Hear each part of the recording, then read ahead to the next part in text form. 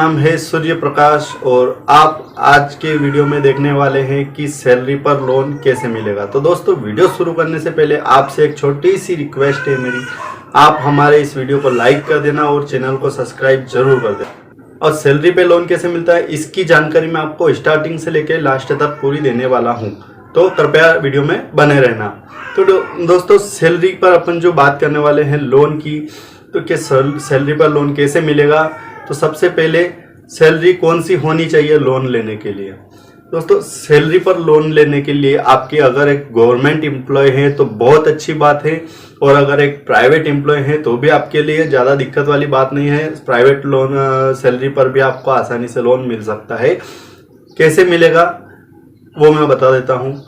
दोस्तों, सबसे पहले डिपेंड करता है कि आपकी सैलरी जो है वो कितनी है, क्योंकि जब आप कहीं पे भी लोन अप्लाई करने जाओगे सबसे पहले आपसे यही पूछा जाएगा कि आपकी सैलरी सर कितनी है।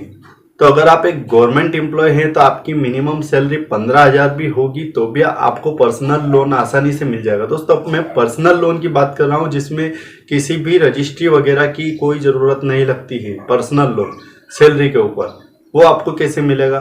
तो दोस्तों, सैलरी जो है आपकी गवर्नमेंट एम्प्लॉय है तो मिनिमम 15,000 होगी तो चलेगा। 15,000 की सैलरी पे आपको कोई भी बैंक फाइनेंस कंपनी आपको आसानी से लोन कर देगी।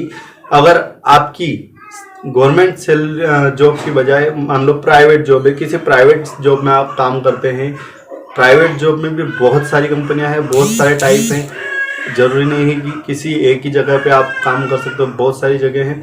लेकिन उनकी जो सैलरी है वो डायरेक्ट आपके अकाउंट में गिरनी चाहिए, आपको कैश में सैलरी नहीं मिलनी। कैश की सैलरी का नहीं चाहिए, सैलरी जो मिलनी चाहिए वो डायरेक्ट आपके अकाउंट में गिरनी चाहिए। उसकी पे स्लिप होना, प्रिंट आउट होना चाहिए, पीडीएफ निकलना चाहिए, और उसमें आपका पीएफ वगैरह कटना चाहिए, आपका टीडीएस वगैरह जो भी रहता है, टैक्सेस वगैरह वो कटना चाहिए। क्योंकि सारी जो कंपनियां जो लोन देने वाला जो देखता है वो देखता है कि कंपनी एक रजिस्टर्ड कंपनी होनी चाहिए और सामने वाले का उसमें कुछ कंपनी की तरफ से इंश्योरेंस पीएफ वगैरह कुछ होना चाहिए। तो उस पर आपको आसानी से पहली चीज मैंने आपको बताई है कि सैलरी पर लोन लेने के लिए आपकी सैलरी कितनी होनी चाहिए। ये आपने कंफर्म कर लिया है, आपने आपका अंदाज लगा लिया है कि आपकी सैलरी कितनी है, मेरे को आपको बताने की जरूरत नहीं है, ठीक है।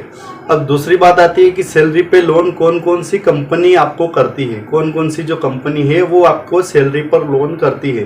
तो उसमें से बहुत सारी कंपनियां करती है, बहुत सारी बैंकें करती है। बाकी मैं आपको कुछ शॉर्ट लिस्ट में कुछ कंपनियों के नाम बता देता हूं जिसमें आपको जो अप्लाई करने में आसानी रहेगी।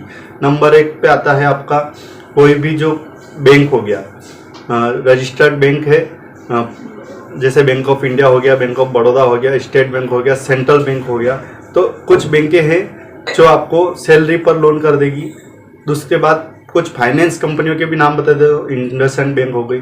इसके अलावा फाइनेंस कंपनियों के नाम बता देता हूँ, जैसे आपका एचडीबी फाइनेंस हो गया, या फिर इंडसइंड हो गया, एक और एचडीएफसी जो है वो भी कर देगी।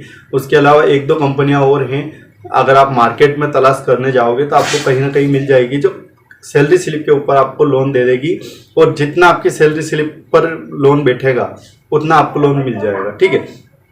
इसके बाद आता है कि कौन कौन कंपनी आपको लोन देगी, कौन बैंक देगी, वो भी मैंने आपको एक बता दिया है कि कौन देगा, ठीक है। इसके बाद अपन अगले पॉइंट पे बात करते हैं कि उसके लिए लोन लेने के लिए अपने को क्या क्या डॉक्यूमेंट देना है।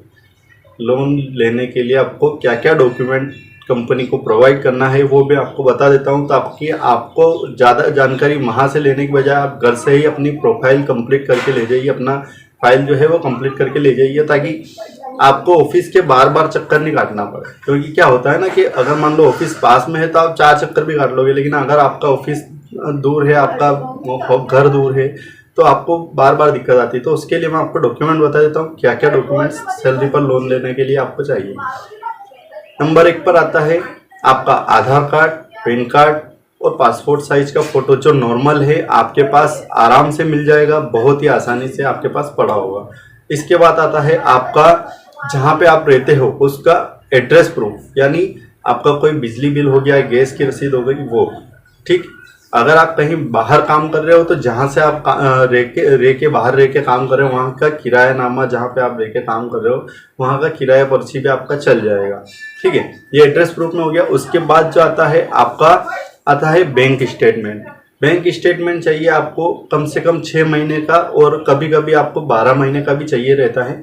ठीक है, तो 6 महीने की जो आपकी बैंक स्टेटमेंट है वो चाहिए आपका, जिस अकाउंट में आपकी सैलरी गिर रही है। मान लो आप कहीं पे काम कर रहे हैं, आपकी बैंक ऑफ इंडिया में सैलरी आ रही है या फिर HDFC में आपकी सैलरी आ रही है, तो जिस अकाउंट में आपकी सैलरी आ रही है उस अकाउंट का 6 महीने का या साल भर का स्टेटमेंट चाहिए, जिसमें आपकी जो लेटेस्ट 3 महीने की या फिर जो भी आपकी जितनी भी सैलरी आई है वो सारी सैलरी आपकी एंट्री उस अकाउंट में होनी चाहिए, बैंक अकाउंट में, कि हाँ इस तारीख को इतनी सैलरी आई है, इस तारीख को इतनी सैलरी आई है। लेटेस्ट 3 महीने की जो सैलरी स्लिप है और वो आपकी बैंक स्टेटमेंट में शो करनी चाहिए, और जो सैलरी आपके बैंक स्टेटमेंट में शो कर रही है वही आपके पे स्लिप में शो करनी चाहिए। ठीक है, तो ऐसा है। तो आपका बैंक स्टेटमेंट हो गया 6 महीने का या फिर साल भर का, वैसे मोबाइल से PDF निकल जाता है तो आसानी से कोई दिक्कत नहीं है। तो आपको उसका प्रिंट करके ले जाना है, आधार कार्ड पैन कार्ड ले जाना है, पासपोर्ट साइज का फोटो ले जाना है, बिजली बिल का एड्रेस वो मैंने आपको बता दिया है। नॉर्मली ये 4-5 कागज है, ये कागज लेके आपको आपके नियर बाय जो भी ऑफिस है, बैंक है, वहाँ पर आपको ले जाना है। सर को बोलना है सर मेरे को ये डॉक्यूमेंट है, मेरी ये सैलरी है, मेरे यहाँ पे जॉब है और मेरे को इतने लोन की आवश्यकता है। अब उसके बाद क्या होता है कि कंपनी के ऊपर है कि आपको लोन करना है या नहीं करना है। वो आपको डॉक्यूमेंट लेगी, आपका सिविल चेक करेगी। अगर आपका सिविल 700 प्लस आ रहा है, आपके कोई दिक्कत नहीं आ रही है, तो आपको मात्र 2 दिन में या 3 दिन में लोन प्रोवाइड कर देगी। लोन कितना होगा ये अपन जानेंगे अगले वीडियो में, क्योंकि अगर इसी वीडियो में मैंने बताया तो बहुत लंबा हो जाएगा। कौन से सैलरी पर कितना तक लोन आपको मिल सकता है, तो इसके लिए आपको अगला वीडियो देखना पड़ेगा। और वीडियो को लाइक और चैनल को सब्सक्राइब कर दीजिए अगर आपको मेरा ये वीडियो पसंद आया तो। और दोस्तों मेरे को कमेंट कर देना, और अगर आपकी वीडियो पे मतलब लाइक आते हैं हमारे इस वीडियो पे तो मैं को और मोटिवेशन मिलता है, मैं और भी आपको जानकारी के लिए वीडियो बनाता रहूँगा।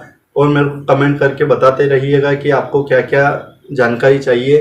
तो दोस्तों मिलते हैं अगले वीडियो में। SP लोन अड्डा पर आपका पूरा वीडियो देखने के लिए बहुत बहुत धन्यवाद। जय हिंद, जय भारत।